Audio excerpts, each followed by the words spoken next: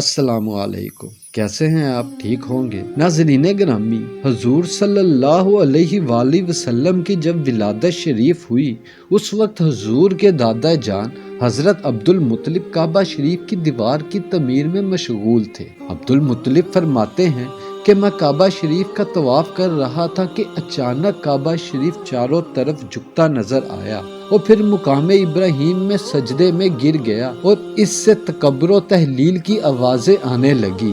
پھر وہ سیدھا کھڑا ہو گیا اور اس سے آواز آئی، الحمدللہ الذی خصی بحمد المصطفیٰ، سب تعریف اس اللہ کے لیے ہے جس نے مجھے محمد مصطفیٰ صلی اللہ علیہ وآلہ وسلم کے ساتھ محسوس فرمایا۔ اور پھر ارکان کعبہ آپس میں ایک دوسرے پر سلام بھیجنے لگے۔ حضرت مطلب فرماتے ہیں کہ میں باب صفا سے باہر نکلا تو زمین کی ہر چیز مجھے تکبیر و تحلیل میں مشغول نظر آئی اور میں ان کی آواز سن رہا تھا۔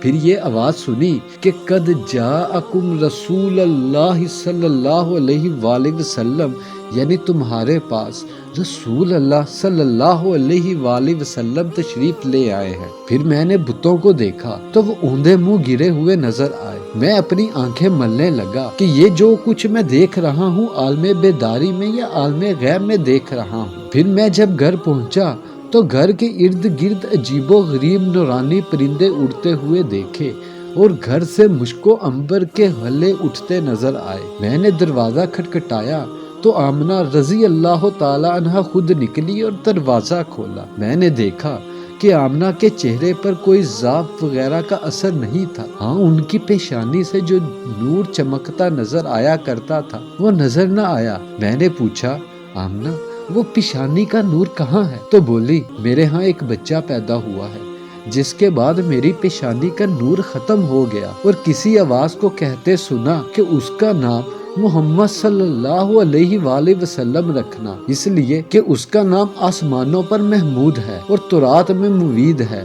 زبور میں ہادی، انجیل میں احمد اور قرآن میں طٰہٰ، یاسین اور محمد ہے۔ اللہ تعالی ہم سب کو نیک اعمال کرنے کی توفیق عطا فرمائے، آمین ثم آمین۔